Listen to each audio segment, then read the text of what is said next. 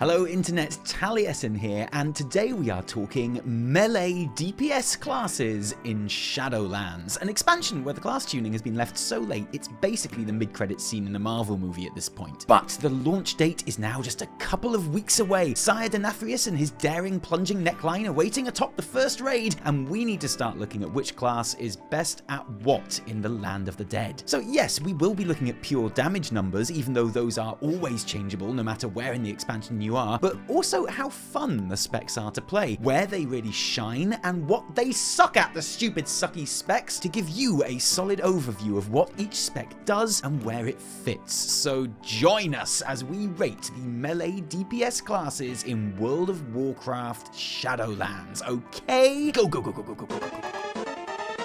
As far as Enhancement Shaman goes in Shadowlands, it's kind of irrelevant whether they end up at the top of the DPS meter or, and this is far more likely, let's be honest, the bottom. The fact remains that they hold the title of Most Improved Melee Spec in Shadowlands, as Legion and BFA's pretty one-note version, a builder-spender which lived or died on how many Stormbringer procs popped, and therefore how many Storm Strikes you could spam, which was fun, but you were always basically hoping that lightning would literally strike twice, or preferably 10 times, has been replaced by a much more intricate and varied cooldown-based style, which really does bring the feeling of being that badass battle mage back to Enhancement. So Maelstrom is gone as a resource, and instead your melee attacks have a chance to award you stacks of Maelstrom weapon, 10 of which you can store, and 5 of which you can spend at a time to improve the cast time and damage of your next healing or damage spell by 100%. This juggling and prioritizing of the two different resources, ability cooldowns and Maelstrom stacks, means that there's a huge number of different abilities in your standard rotation. So Storm Strike, Lava Lash, Lightning Bolt, Flame Shock, Frost Shock, and Crash Lightning are all constant button presses on single target fights. And although it's a spec where you are more than likely going to end up with the odd unused global cooldown every now and then, Enhancement, like Paladins, are so jam-packed with outrageous utility that they can always make use of those gaps to drop a healing totem, or a capacitor totem, or a tremor totem, or maintain lightning shield, or wind fury totem, or whatever, you get the idea. It feels great, and although it's probably precisely because of that complete utility toolkit that Blizz will never really let Enhancement be a table-topping DPS class, the addition of Elemental Assault as a talent really helps sustain single target damage and keep it in that cozy mid-tier, capable of some really solid burst damage. But as always, it's the stacked AOE which is the most rocks out, stupid zappy fun, and Hailstorm synergizing with Chain Lightning to make Frost Shock into a multi-target attack means there's more depth in that playstyle too. And yes, you will have noticed from watching this footage too,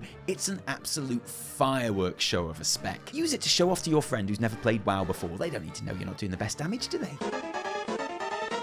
In an expansion all about death and how awesome and spiky it is, it's kind of fitting that Death Knights are very healthy in Shadowlands. I mean, they're not healthy, obviously they're dead, but okay, let's start this again. Death Knights in general are just awesome to have around the place in Shadowlands because they've got Death Grip and now Anti-Magic Shell baseline too, which is basically a bit OP in the first raid of the expansion, Castle Nathria. They've also got a whole bunch of runes to add to their weapons, baseline access to a little ghoulie guy, which is just nice because companionship is important, and Covenant choices that can really help with their traditional problem of moving slower than Blizzard fixing class balance. But which Death Knight will you choose? Frost is the more immediate and fast-paced of the two because it's straightforward and it's got loads of fun procs popping off everywhere, but for me the biggest question as to whether Frost is fun or not is always, is Breath of Sindragosa Abyss? And I know a lot of people disagree with me on this and love the playstyle of maintaining the duration of DK's Toxic Ice Belch as the most significant part of your DPS output. And that's awesome, GG, enjoy Frost DK, but it feels like every expansion I'm in the group that has our bony little fingers crossed and praying, please let Obliteration be Biss, please let Obliteration be Biss, and it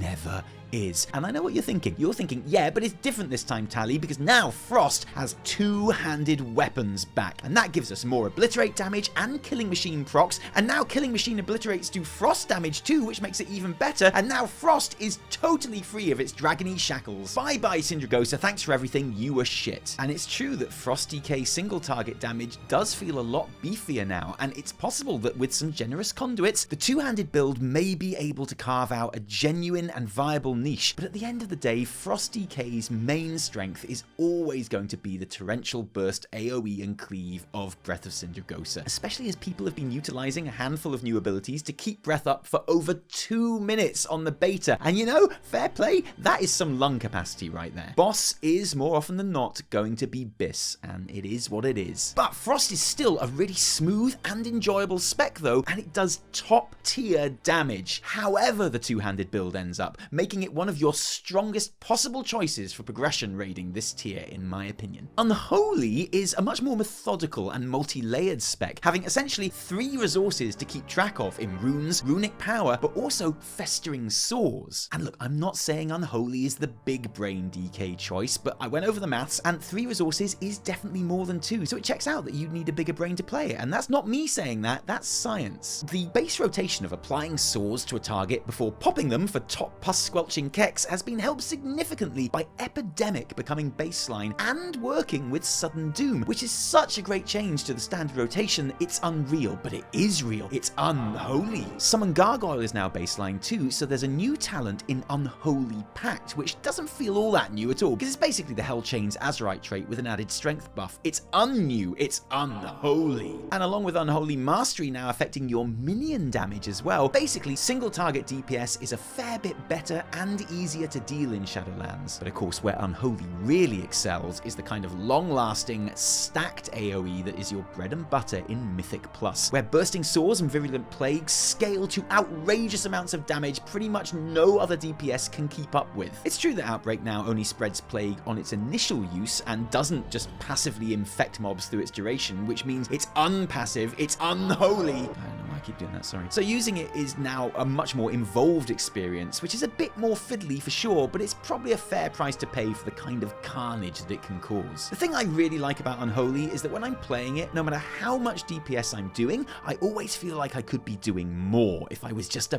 better player, and that's a generally good feeling for a spec to have, I think. Big brain, big AoE, big GCDs.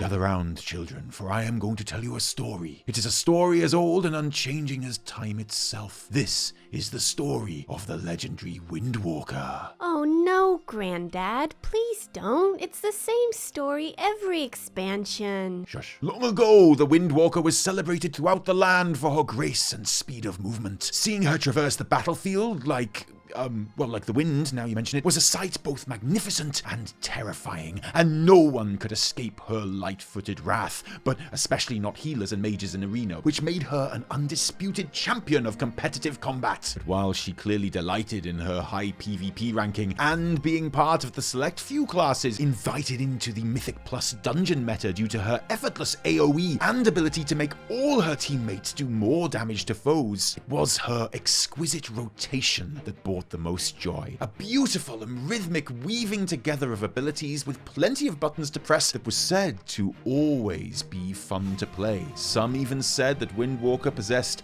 the most enjoyable rotation in the whole of the kingdom, and I cannot disagree. Especially in Shadowlands, where Blizzard made Zwen, the White Tiger, baseline and added a really cool mini execution sentence style mechanic to it to make it even more engaging, as well as adding old Azurite trait Dance of Chi-Ji in its place, a talent that would always see plenty of use due to it being a bit OP. Touch of Death became an insta-death ability again and granted 3 Chi spheres. Fortifying Brew was baseline. They had some really interesting legendaries which synergized unusually well with their abilities. It seemed that the Windwalker's power could only grow. But Granddad, if that's true, and they were so strong in dungeons and PvP, why didn't I ever see the Windwalker in Raid? That is a wise question, youngling, and one that I'm afraid has a sorrowful answer. Because the tale of the Windwalker is ultimately a tragic one. Basically, they just did rubbish single target numbers and didn't bring any utility to their team that wasn't also supplied by Brewmaster. And since Brewmaster was a total Chad tank who always got picked for progression raiding, there never seemed much point taking the Windwalker along. But Granddad, why didn't Blizz just tune their single target damage better and fix their terrible scaling so that players could have fun with the unusually engaging gameplay rotation and be allowed to be in raid teams? That, youngling, is a mystery only the spirits know the answer to. That was a terrible story, Granddad. I know. The thing I like about Retribution Paladin is that you always know exactly where you are with it, you know? A DPS rotation that relies very little on procs or RNG gives it a sturdily predictable, reliable feel of steadily building up holy power with your short cooldown generators and then spending it on your single target or AoE big hitters, helping the group out with vast utility and the odd heal in spare global cooldowns, all the while waiting for Avenging Wrath to come off cooldown so you can bust out some wings for holy bursty action. And Shadowlands Ret has all of that still in place with a few more bells and whistles thanks to de-pruning and a couple of nice new additions. Wake of Ashes and Hammer of Wrath are both now baseline, as they should be, but the real news from a DPS perspective is the addition of new talent Final Reckoning, which combined with Execution Sentence massively increase Retribution's burst potential in both single target and AoE. And I am not joking around here, okay? Ret is now more bursty than a nose full of blackheads in a warm shower, and that also gives them a super strong execute game too, which is great news because their sustain damage is, I mean, you know, it's fine, it's okay, it's fine. Conduits help, it's fine. And this all means that good old comfy, reliable Ret is going to be comfortably solid in dungeons and raids, where that group healing is going to come in especially useful too. Castle Nathria has fangfuls of bleed damage mechanics for raids to deal with, and with abilities like Eye for an Eye, Blessing of Sacrifice, Blessing of Protection, and Word of Glory, Paladins have the tools to deal with that. Dwarf Paladins, especially with their racial. Okay fam, everyone go Dwarf Paladin for Castle Nathria. At last, world first, here we come! Oh wait, they made some bleeds ignore stone form? Well, too late, because we all went Dwarf already. Let's go! And that's really satisfying, because having a chance to weave in a bit of healing between DPS windows that are more bursty than a steamroller on Bubble Wrap Highway is very much staying true to the class fantasy of the Paladin. As is, apparently, having all the mobility of an 80s Motorola, I'm afraid, which still gives Ret major issues in PvP. But at least in Shadowlands, these issues can be evened out a bit with some soulbinds and conduits. And I don't want to give anything away, alright? But you know, I hope you like vampires. That's all I'm saying. Okay, boys, everyone go Venthyr Dwarf Ret Pally for Castle Nathria, okay? World first guaranteed. Oh, Survival Hunter, you strange egg. I really want to love you. I really do. And maybe one day you will be the awesome, combined, perfectly balanced, ranged melee spec that I know is just in there waiting to get out, but we aren't there yet. And here's the thing. I am fully aware I could say any old shit about Survival right now, and basically none of you would ever know the difference, because this class is less played than a Lou Bega record that isn't Mambo number 5, which is of course a complete tragedy because Mambo number 7 is an underrated masterpiece, and I will die on that hill. I could say that Survival has really improved since they added the new never-ending Jizz ability, or it's gone really downhill since they took away Spiky Nipple Bomb, and none of you are going to bother checking to see if I'm telling the truth or not. You're too busy looking in the description to see where the Fury Warrior segment is, and that's fair enough, because honestly, even the small handful of nationally protected Survival Hunter mains couldn't have told you if this spec was any good or not for most of the beta, because of a crippling bug that meant passive focus regeneration was half what it should have been, basically resulted in the spec that sees less testing than an Olympic swimming lifeguard actually couldn't be reliably tested anyway. And that's a shame, because here is the bare truth about Survival Hunter. It's really fun. Like, genuinely proper fun. It's got an easy mode version where you don't take Mongoose Bite, and even then it's an enjoyably slashy, grenade chucking, grappling, hooking romp. But when you take Mongoose Bite, like you definitely will, then there's a genuinely interesting core rotation of keeping your one dot up, throwing your grenades around, because seriously, what even is a grenade if it's not being thrown at some fool, and pooling focus to get the most out of your Mongoose stacks, the duration of which does not refresh from the first one you use. It's kind of unique and gives a really satisfying and beefy damage window when you use your coordinated assault cooldown. So taken in isolation, it's a genuinely cool spec, with the return of Killshot making it even cooler, because Killshot is just cool, and I don't care what anyone says, it's cool, okay? With excellent survival thanks to its cool mastery, and I would recommend it. Taken in the context of every other spec in the game existing though, it fares less well. Survival Hunter's AoE and burst damage is pretty average, so the the spec lives or dies by its single target numbers, and how Blizz decide to tune the damage of Raptor Strike and Mongoose Bite. At various points in the past, it has been really strong. Right now, it's just okay, which means you've got a spec that not many people play, which doesn't do an unusually good amount of damage, and crucially for a melee spec, doesn't offer any utility that you can't get with the two ranged hunter specs. So in a raid team,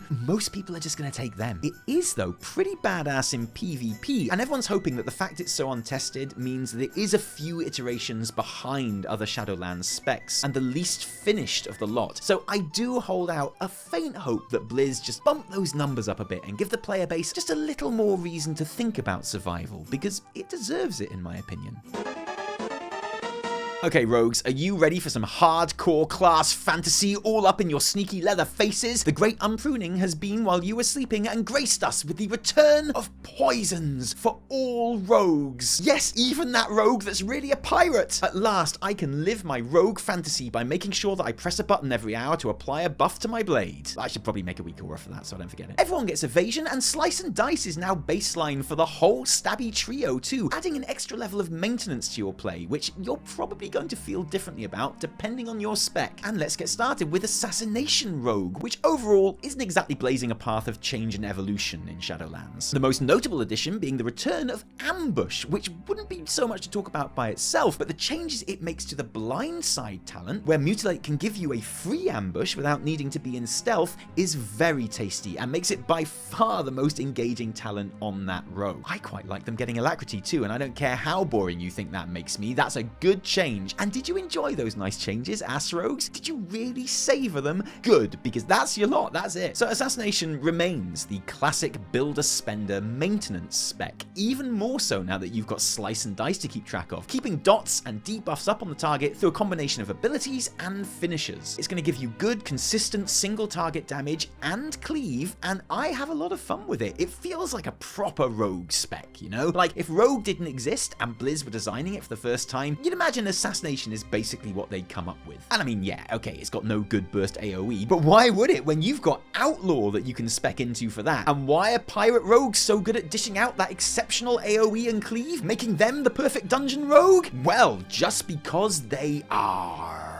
And also because of Blade Flurry. And while that disgustingly powerful and easy to use ability is still in place, it now has that patented Shadowlands 5 target cap. But it does also do instant damage to all those targets on use, so yeah, swings and roundabouts. It's still disgusting, and since all rogues are super valuable in dungeons because, you know, they can make everyone invisible, Mythic plus superiority is assured. And the other thing everyone knows about Outlaw, of course, is that they are the RNG rogue who get their power from literally rolling dice. But the big news in Shadowlands is the smoothing out of that randomness. Roll the Bones becomes a 45-second cooldown, something I thought I would hate, but which, having played with it, I now realize just how much Outlaw game time I spent re-rolling bones before. And I think the spec is better for this change and much more consistent. It turns out you can spell Outlaw without RNG. I also really like the change to the Grand Melee buff, which now extends the duration of your Slice and Dice, so there's like no maintenance and just full-on piratey cutlass swinging action. It's probably the most versatile of the rogue specs, and also the most immediate in terms of gameplay. The opposite of Subtlety, which is often known as the connoisseur's choice. And on the face of it, that elitist streak remains in Shadowlands. Subtlety still has that multi-layered and engaging feel of slinking in and out of stealth by weaving around Shadow Dance. And it's with that ability that we see what could be the biggest change. And it's not in Shadow Dance only having one charge baseline. Don't be fooled by that. Uptime actually ends up being generally more, but in the change to the Enveloping Shadows talent, now giving you back that second charge and reducing the cooldown for combo points spent, which essentially creates an easy mode talent for Subtlety, where just hitting Shadow Dance on cooldown is a genuinely viable style of play. The damage window of Dark Shadow is now the connoisseur choice to push the skill ceiling, and I think I'm okay with that. It's cool to have a way to make the spec more immediate and user-friendly. I guess the important thing for me is that easy mode doesn't end up being the optimum all-situations damage choice over Dark Shadow, especially as Find Weakness returning as more of a passive debuff that is almost always up on single target, rather than a maximizing uptime gameplay style that we've been seeing in the past. Subtlety is probably the strongest rogue spec for pure single target damage numbers, and for a long time on beta was the strongest pure numbers melee full stop, thanks to a killer legendary conduit combination, which has seen enough constant nerfs to rein its power in significantly over the course of testing, but is still capable of some tasty numbers, like numbers made out of chocolate eclairs, that kind of tasty. Havoc Demon Hunter is without doubt the pick up and play, most immediate and straightforward melee spec in the game, which is good because just about any player can jump straight in and it's not going to take them too long to get a handle on the most simple builder-spender concept before enjoying frenetic, fell-rushy, slicey-dicey, demony fun. And bad because, I mean, honestly, they basically have 3 buttons, which if you like, you can talent down to 2. And you know what? There is absolutely nothing wrong with having a really easy to get to grips with spec if it's fun to play and has hidden depths. See Fury Warrior for proof. But since being introduced in Legion, Havoc has relied more than anyone else on whatever the current expansion's borrowed power system is to fill in the gaps, and that's very noticeable as we head into Shadowlands, losing the Furious Gaze Azerite trait and its haste buff being an especial bummer. And that is not the end of the sad story about everything that Havoc has lost. Its survivability has been nerfed across the board, Blade Dance losing its 100% dodge, Blur, Soul Rending, Desperate Instincts, and Netherwalk all being weaker in the new expansion. Havoc's strengths are its insane speed and maneuverability. These wings aren't just for show, fam. Its multi-target cleave, which tends to happen without even really trying, although new talent Glaive Tempest is really enjoyable if you do want to try, and Immolation Aura being baseline is very nice there too. Some really beefy burst AOE through Unbound Chaos, and if you choose to go super sexy Venthyr Bitey Boys for your Shadowlands Covenant, Sinful Brand, which is a monster, and their biggest strength of all, which is the fact that you can bind the Prismatic Bauble toy to your Blade Dance and make awesome rainbow trails everywhere. Nice. This might make you think that Mythic Plus dungeons would be Havoc's natural habitat, and that's certainly where they shine, but the good news is that every raid group is going to want a Demon Hunter too. Not because you're DPS, obviously, there's nothing wrong with Havoc's single target, but it's solidly middle of the pack, but because Demon Hunters bring the Chaos Brand passive, which is essentially a group utility buff that gives everyone on the team a 5% magic damage increase, which is, well, it's mandatory to have 1 Demon Hunter per raid. Simple as that. But only 1. The straight facts is, whenever I pick up Havoc, I have an absolute blast. It's fast-paced, straight to the point, stabby fun, which I always think makes it the perfect ult. And if unusually enjoyable button mashing and zipping around is what you want from a main, then Havoc is the spec for you. But many players may find that Demon Hunter lacks the important decision-making and ability synergy that makes for the deeper WoW experience. You know, I have to admit, Feral is one of those classes that I always dread a little bit when it comes to making these videos, because, truth be told, I've always been a bit daunted by the spec's reputation of being incredibly complex to play. It's the archetypal maintenance spec, isn't it? Carefully and precisely balancing your damage over time bleeds onto tiny little plates smothered in spicy damage buffs and keeping them all spinning constantly without letting any of that delicious DPS fall off. Most awesomest WoW players only, no noobs allowed! And if that's how you think of Feral too, then I have some really good news. That reputation is kind of from a bygone age, and these days Feral is a whole lot more straightforward and easier to keep track of than lots of people assume. You're keeping your rake and rip bleeds up on targets while smashing in as many ferocious bite spenders as possible in between. The 5D trickiness comes from making sure those 2 dots are empowered by Tiger's Fury, the new stealth damage awarding Berserk, and if talented, new totally reworked and actually okay, it took them like seriously 5 beta attempts, but it might even be pretty engaging now, fair play, Blood Talons buffs when they are applied. And it has to be when those dots are applied, because cats are pretty much the only class for whom snapshotting is still a thing. Ask your granddad, Zoomers. So yeah, there's a focus on resource management and pooling resources into high burst windows, which is naturally more punishing to get wrong than a more reactive style class, but honestly, it is pretty straightforward. So don't avoid Feral if you think it's going to be a spreadsheet complex mess. No, avoid Feral because Blizz totally killed it and it's trash DPS. Ha ha ha, no, I'm joking. Except it's true though. Ha! No, I'm joking. I mean, Okay, so in a raid environment, Feral's single target damage is just okay, and although they have plenty of mobility and survivability for themselves, they don't come with the kind of group utility options that, say, a Paladin or a Death Knight or even a Demon Hunter now does, which does make sense. I mean, when has any cat ever given a single solitary shit about anyone except themselves, right? And with melee raid spots being so tight, kitties might find it tough to justify a spot. But put them in a high Mythic Plus where the simple uncapped AoE joy of Primal Wrath can really go wild on high health stack mobs, or an arena where their flexibility and strong cooldowns make them amongst the very strongest of picks, and you're going to start to see this cat really showing its claws. Personally, I have had a surprising amount of fun with this spec in beta dungeons, and my days of being intimidated by the playstyle are long gone, which feels great. I'm so sorry.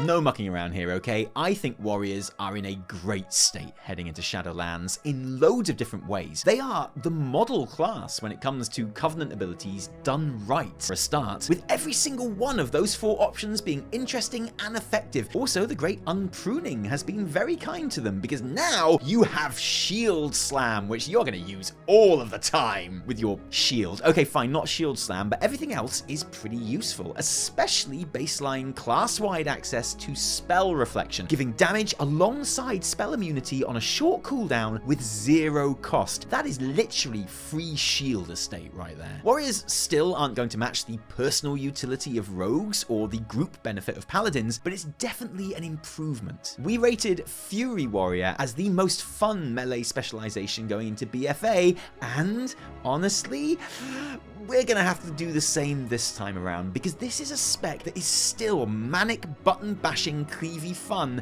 and I love it. It's a true modern WoW spec in that it's simple but still super engaging, like Havoc Demon Hunter, but if you needed more than 2 fingers to play it. It's a straight up build a spender with no downtime and emphasis on spending, hitting Rampage to maintain your damage buff Enrage, which has a smaller haste buff in Shadowlands, meaning Fury has lost a smidgen of that hectic pace, which some people are actually happy about because, oh, it was too fast. But those people are idiots, because with Fury, the faster, the better. Oh yeah, it's called Fury Warrior, dweebs, not quite annoyed warrior, okay? And whereas that core concept and rotation remains thankfully in place, there has been some interesting changes in the talents, where basically all the ones that you've been picking throughout BFA are gone, and there's a lot more competition in the rows as a result. Onslaught kind of gets in the way a bit, to be honest, but Frenzy's haste buff being tied to Rampage casts is really neat. And I like Meat Cleaver giving you more cleave attacks from your improved Whirlwind. But potentially the most useful of all is Fresh Meat, giving you a guaranteed enrage the first time that you use Bloodthirst on a target. A game changer for leveling and, importantly, Mythic Plus content, filling a noticeable gap in Fury's dungeon bag of tricks. Overall, Fury is going to give you fast-paced, strong, sustained damage, excelling in execute phases and stacked 2 to 5 target cleave.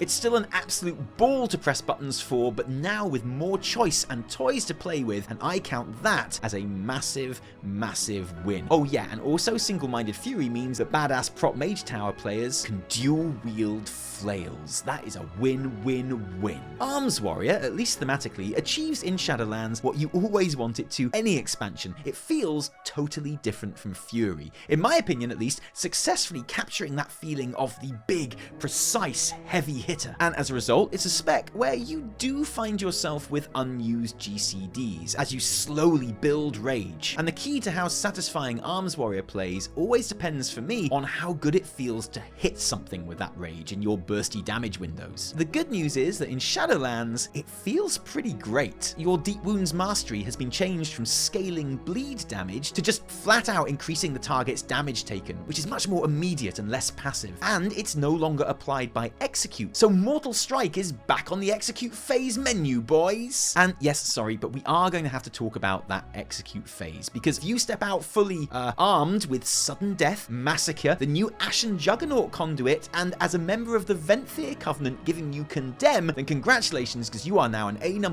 9-carat top-tier Execute machine. In testing, I was racking up 20 to 30 Executes in 90-second boss fights without even trying. And is that a bit silly?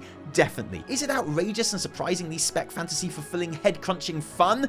Absolutely. Obviously, in longer raid fights, a lot more thought needs to be given to lining up your damage windows with Colossus Smash, and with a new 15-second duration on sweeping strikes, Arms' real niche power lies in 2-target Cleave, which is a pretty specific niche to be honest, but with their defenses also getting a big buff, this is one of the most immediate and versatile feeling versions of Arms we've had in years. And there we have it, my opinion on the strengths and weaknesses and funness and changes of all the Shadowlands melee specs. But what did you think of my assessment? Did I miss out on your class's biggest asset because I was too busy making excellent puns? A fair trade-off in my opinion, but you may feel differently. Which spec will you be taking into Shadowlands when it launches? What has changed since I made this video that you absolutely have to let me know about and how it makes me stupid? Let us know in the comments below. And thanks for joining us today. If you like this video, don't thank us, thank our patrons who give their actual real-life money to make all of our videos happen, and genuinely, from the bottom of my heart,